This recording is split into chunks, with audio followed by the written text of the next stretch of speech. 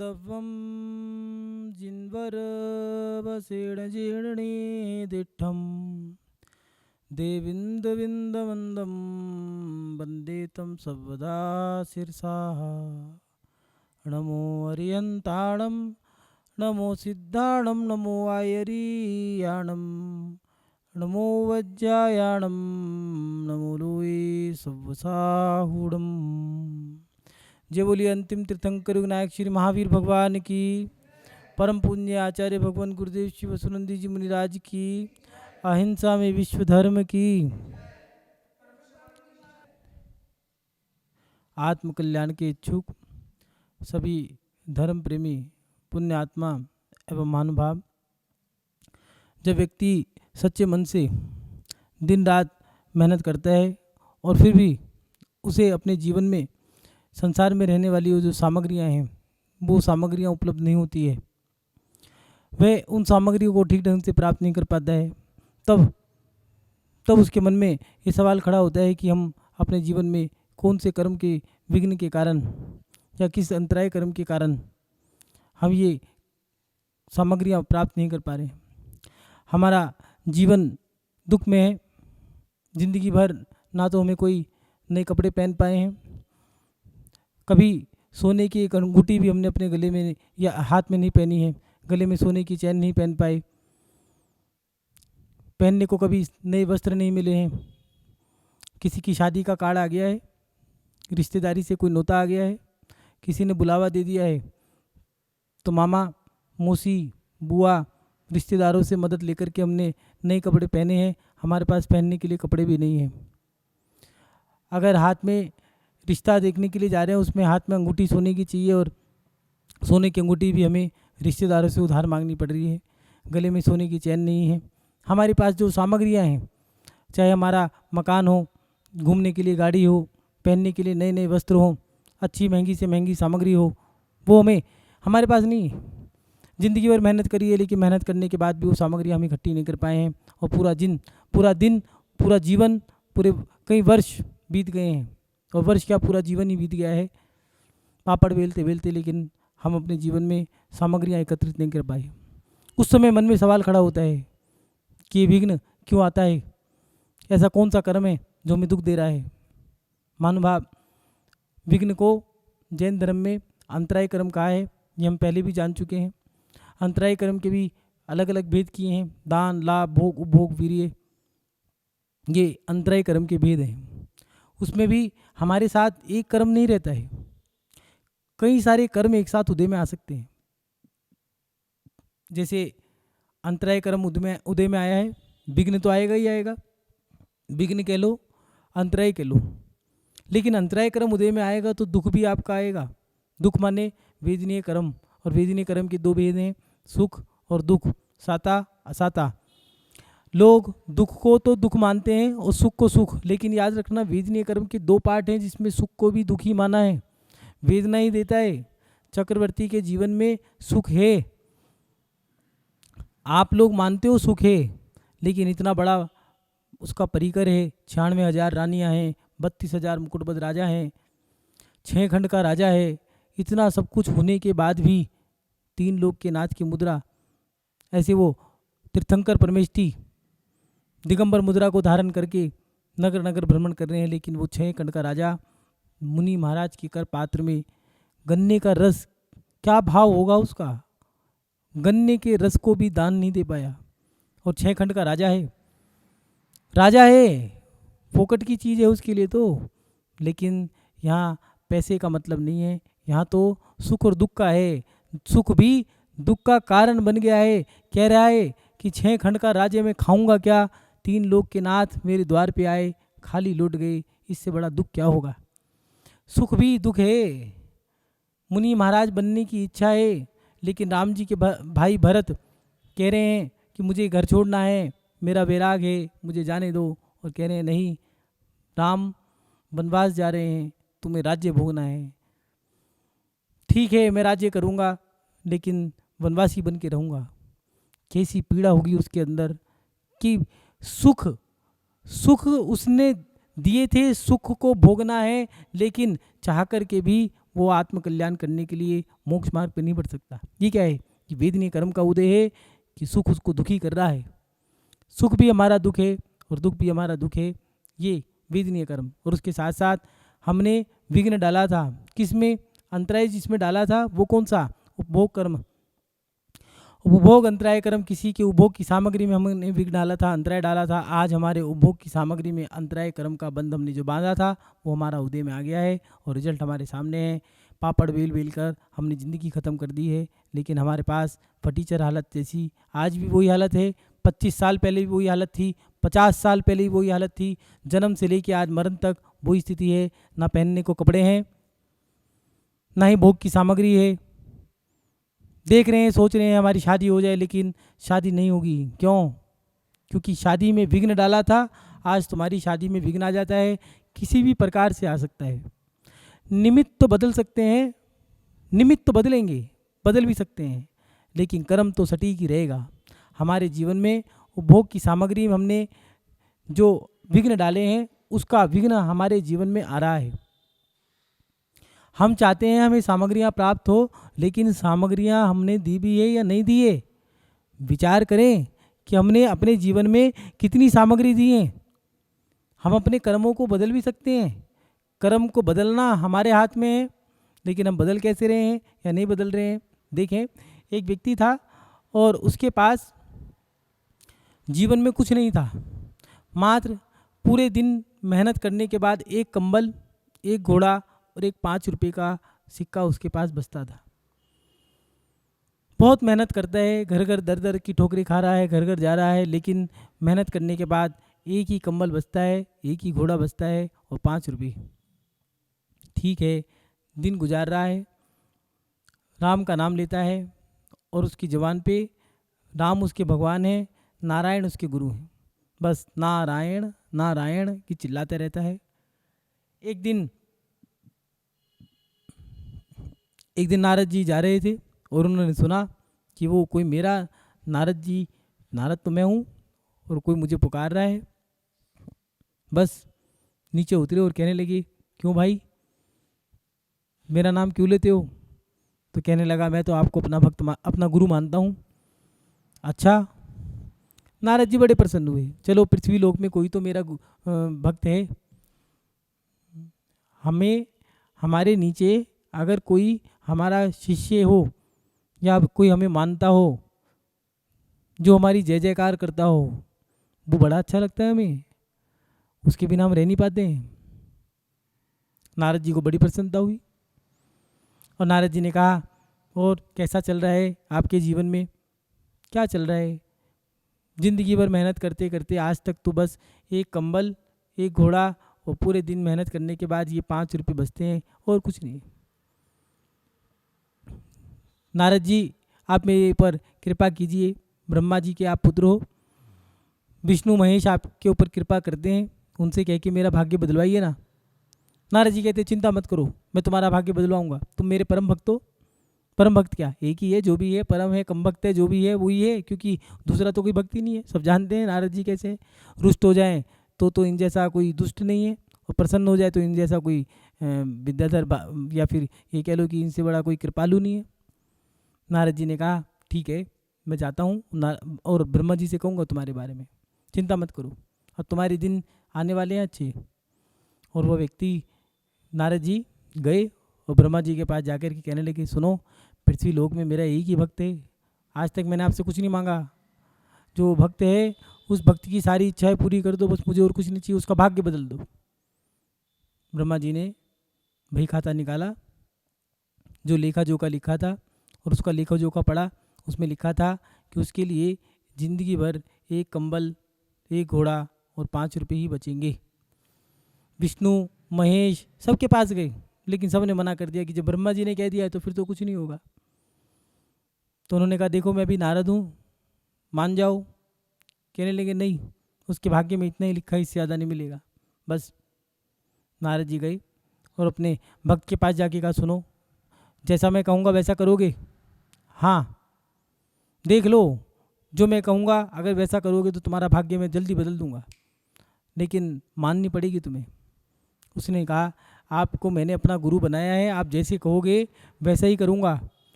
तो एक काम करना, ये कंबल सुबह उठते के साथ ही गरीबों को दे देना है, और जो 5 रुपये बचते हैं इन 5 रुपयों को भी दान दे देना। बस फिर तो देखा जाएगा जो होगा। और वो कंबल दान दे करके दान दे दिया है, 5 रुपये भी दान दे रहे हैं, और धीरे धीरे धीरे धीरे वो व्यक्ति ऊपर उठता जा रहा है। कई समय बीत गया है तो नारद जी उसके पास पहुँचे और कह रहे हैं, सुनो, यहाँ पर एक व्यक्ति था गरीब, कहाँ गया वो? उसके पास एक घोड़ा, एक कंबल और 5 रुपये बचते थे, कहाँ गए? तो कहने लगे, नारद जी आपने मुझे पहचाना नहीं, वो मैं ही हूँ। नारद जी कहने लगे, ये क्या हुआ? कहने लगा, आपकी कृपा से मैं आज सेठ बन गया हूँ, मेरे पास बहुत सामग्री है, लेकिन एक कंबल, एक घोड़ा और 5 रुपये मेरे पास आज भी जो कि तो ही है, और आज भी मैं वो दान करता हूँ। ये क्या है? ये है हमारे जीवन में कर्मों को बदलने की श्रृंखला। हम अपने पुरुषार्थ के माध्यम से कर्मों को आगे पीछे भी कर सकते हैं। हम अपने पुरुषार्थ के माध्यम से अपने कर्म को बदल सकते हैं। उपभोग की सामग्री दी थी तो उसको उपभोग की सामग्री पुनः मिल गई है। वो चाहता तो अपने जीवन को ऐसे ही घसीटता रहता, लेकिन हमने अपने जीवन में उन सामग्रियों को लोगों को दान दिया था तो हमें वो सामग्रियाँ प्राप्त हो गई है। हम अपने कर्मों को अपने पुरुषार्थ के माध्यम से बदल भी सकते हैं। हम अपने कर्मों को अच्छा और बुरा कर सकते हैं। उपभोग की सामग्री दी थी, उपभोग की सामग्री मिल गई है, नहीं दी थी तो नहीं थी हमारे पास। हमने किया क्या है? हम अपने जीवन में सामग्रियों को प्राप्त करना चाहते हैं, लेकिन क्या सामग्रियां प्राप्त करने वाला व्यक्ति सामग्री दे भी रहा है या नहीं दे रहा है? विनोबा भावे की माँ लोगों के घर घर जाती है। देखो पुराने लोग कैसे थे। हम सामग्रियां प्राप्त करना चाहते हैं, लेकिन सामग्री प्राप्त करने वाली क्रिया कर भी रहे हैं या नहीं कर रहे?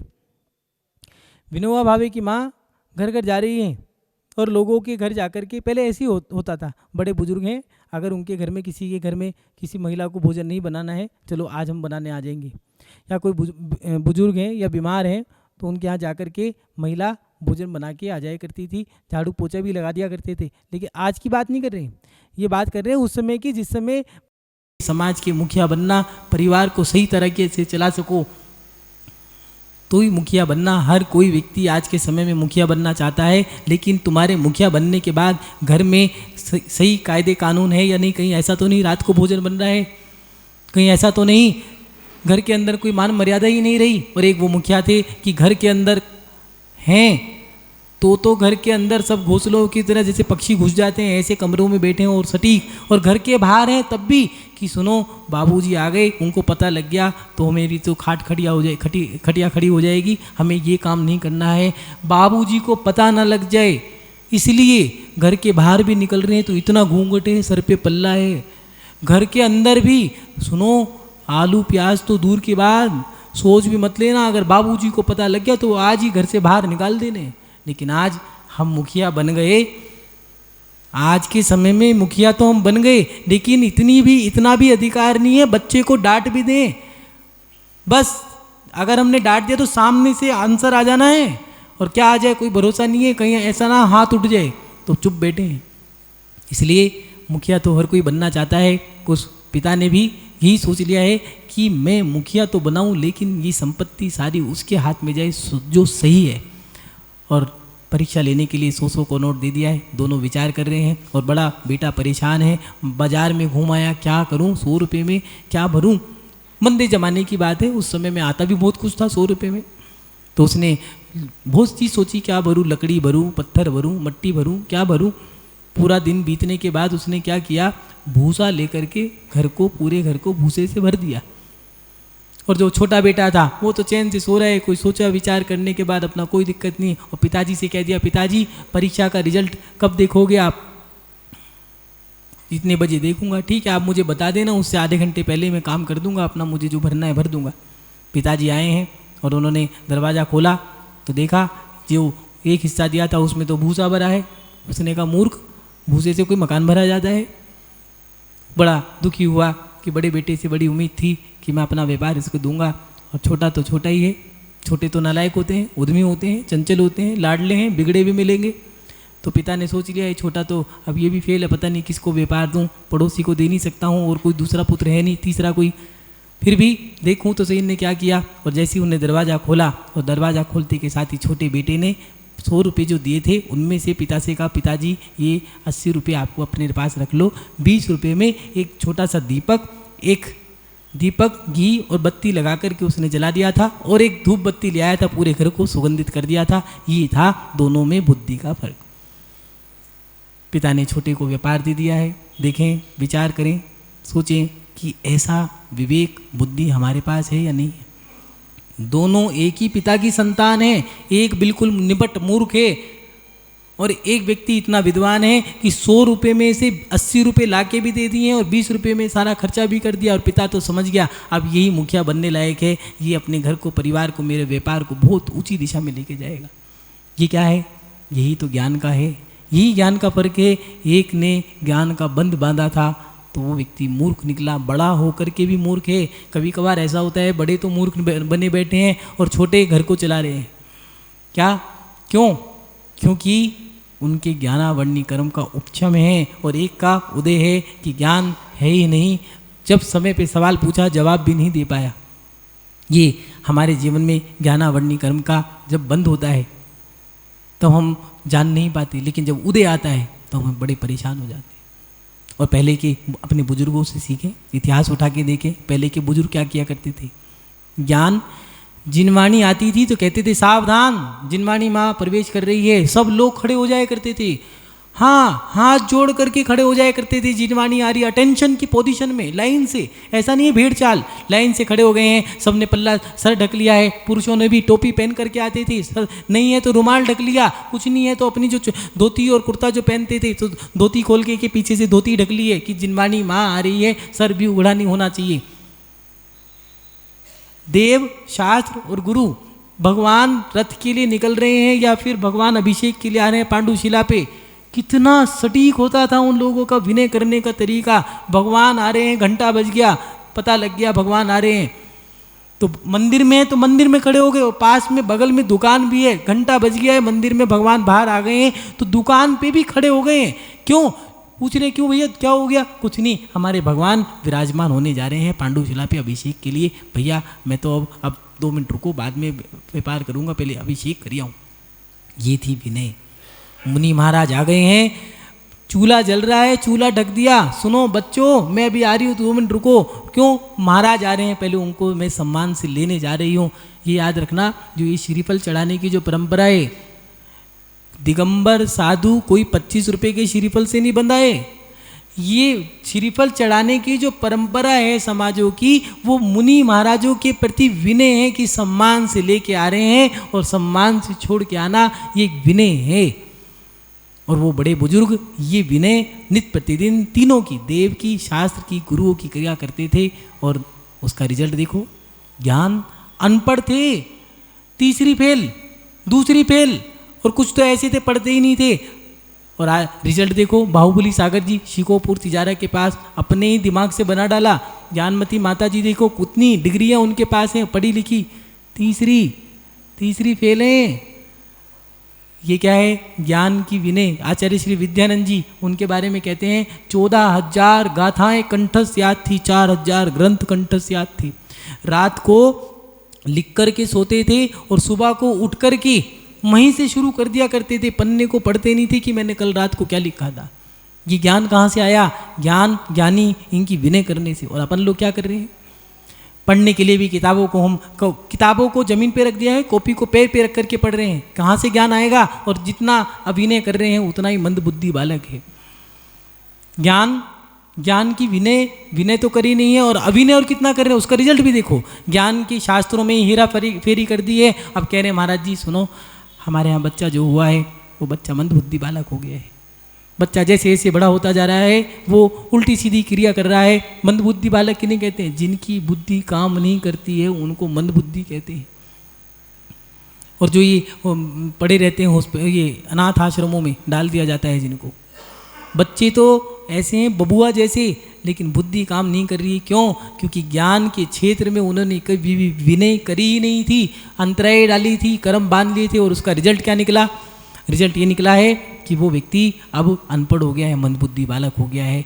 और ज्ञान शास्त्रों में, शास्त्र नहीं पढ़ते कोई बात नहीं, सुन लेना, आप लोगों से ही कह रहे हैं, शास्त्र नहीं पढ़ते कोई बात नहीं, शास्त्र की विनय नहीं करते कोई बात नहीं, लेकिन जीवन में याद रखना, एक तो शास्त्र में कभी हेरा फेरी मत करना, अपने मन से जो आया वो लिख दिया। दूसरी बात, कभी भी शास्त्रों की अभिनय मत करना, विनय नहीं करते कोई बात नहीं, अभिनय भी मत करना भैया। जब वो बुद्धि पलट जाती है, ऐसी बुद्धि पलटती है, मरण का समय आ गया है। एक व्यक्ति 75 साल की उम्र में, जब बचपन में जन्म लेकर के होश संभाला था, 8 साल की उम्र से लेकर के 75 साल की उम्र तक रात्रि भोजन, बाजार का जिमीकन सारा त्याग, मंदिर का पूजा पाठ अभिषेक करना, और 75 साल की उम्र में रात्रि भोजन, शादी का भोजन, बाजार का भोजन सब खा रहा है।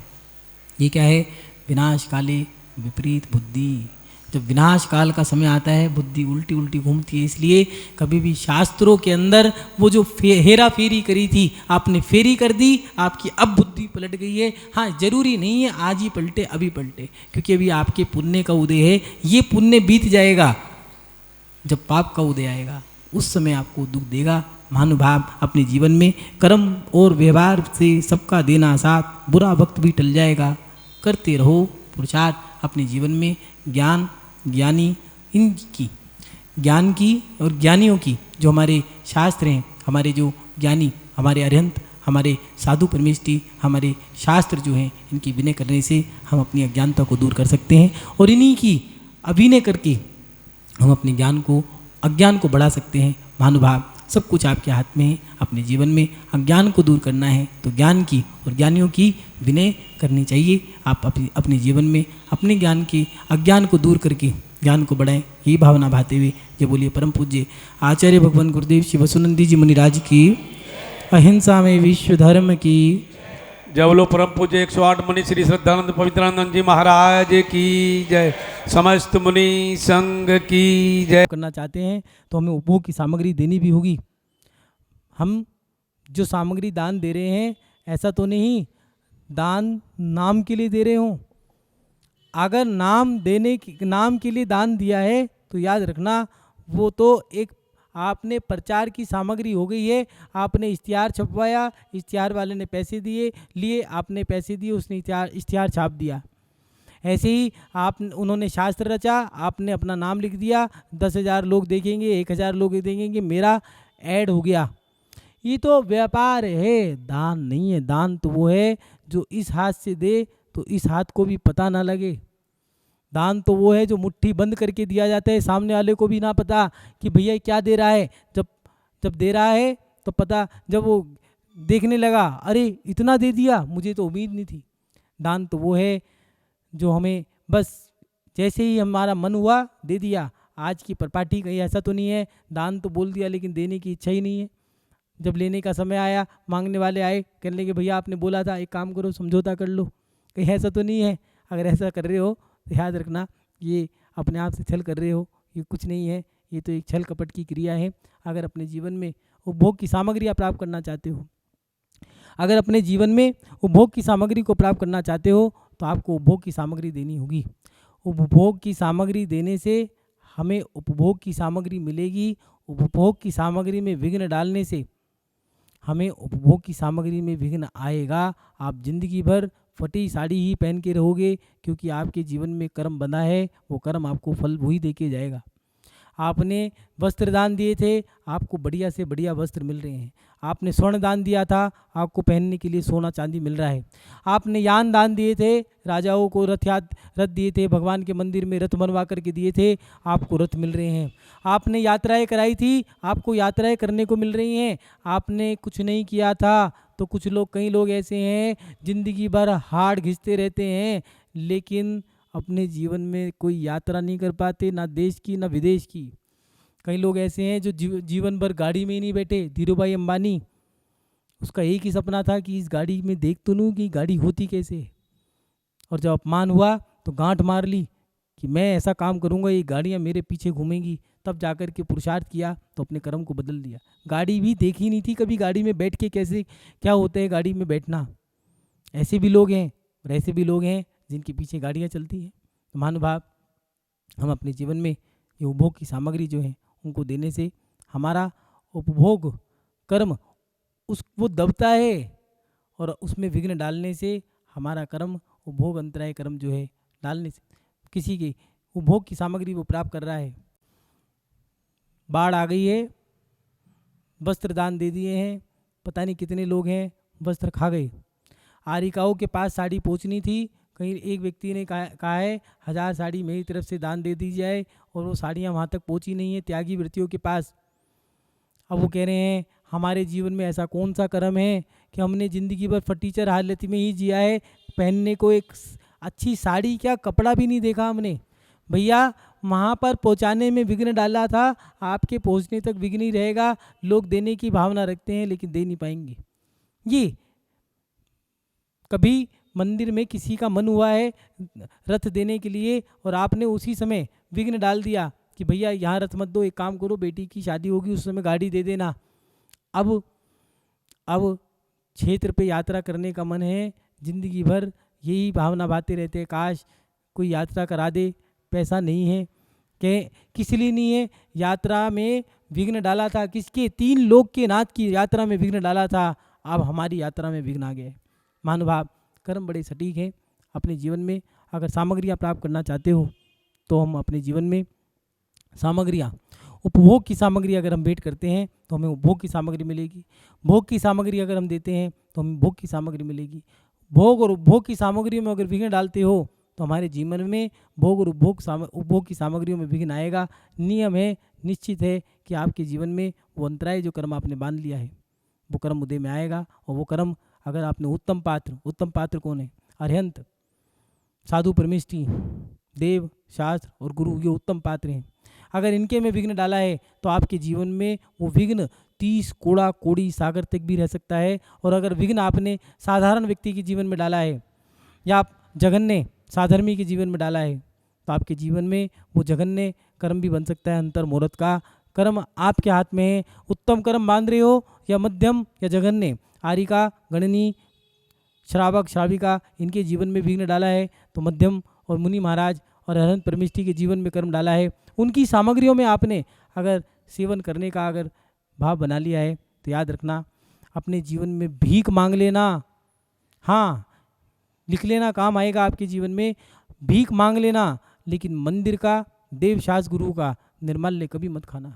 वो कर्म जब उदय में आते हैं, भगवान वो कर्म जब उदय में आए, जो व्यक्ति अगर ऐसा कार्य करता है तो उस समय तो कोई साधु ही बचा सकते हैं। बाकी मंदिर का निर्माल्य खाने वाला व्यक्ति कितने नरकों में भ्रमण करता है। बस दाना का वो पुत्र जिसने छत्र खा लिया था मंदिर के भगवान का चोरी करके, वही व्यक्ति अग्रत पुण्य बना, मुनि महाराज को दान देने से वही व्यक्ति धन्य कुमार बना। कर्म हमारे सामने है, दिया, मिला, लिया तो गया। जैसा जैसा कर रहे हैं वैसा वैसा हम भर रहे हैं। व्यक्ति ने जन्म लिया, पिता मर गए, दादा दादी मर गए, नाना नानी मर गए, भाई बहन कोई नहीं है, ये फल उसका मिल रहा है। हम अपने जीवन में पाप से डरें, अपने जीवन में मंदिर का निर्माल्य, देव, शास्त्र, गुरु का निर्माल्य, आहार का निर्माल्य, यात्राओं का निर्माल्य, इनका सेवन कभी ना करें। भीख मांग लेना लेकिन कभी इनका सेवन मत करना। अपने जीवन में भोग की सामग्री, उपभोग की सामग्री, इनको दे करके हमें भोग और उपभोग की सामग्री मिलती है। और इनमें अगर विघ्न डालते हैं तो विघ्न डालने से हमारे जीवन में विघ्न आएगा। आप सभी लोग अपने जीवन में भोग की सामग्री, उपभोग की सामग्री, उत्तम पात्रों को, जो मुनि महाराज हैं, अरहंत, सिद्ध, आचार्य, उपाध्याय, साधु, पंच परमेष्ठी हैं, इनको दान दे करके अपने जीवन में उत्तम सामग्री प्राप्त कर सकें। यही भावना भाते हुए कि आप सभी लोग अपने जीवन में ऐसी उत्तम सामग्री, कौन सी सामग्री? समूह शरण की विभूति आप प्राप्त करें। यही भावना भाते हुए अपने जीवन, यही भावना भाता हूँ कि आप सभी लोग अपने जीवन में ऐसी सामग्री प्राप्त करें जिससे दोबारा सामग्री आपको ना मिले, ना प्राप्त करनी पड़े, मतलब सिद्धाल्य शाश्वत अवस्था को प्राप्त करें। ये भावना भाते हुए अपनी सब श्रृंखला को विराम देता हूँ। जय बोलिए परम पूज्य आचार्य गुरुदेव शिव सुनंदी जी मुनिराज की, अहिंसा में विश्व धर्म की।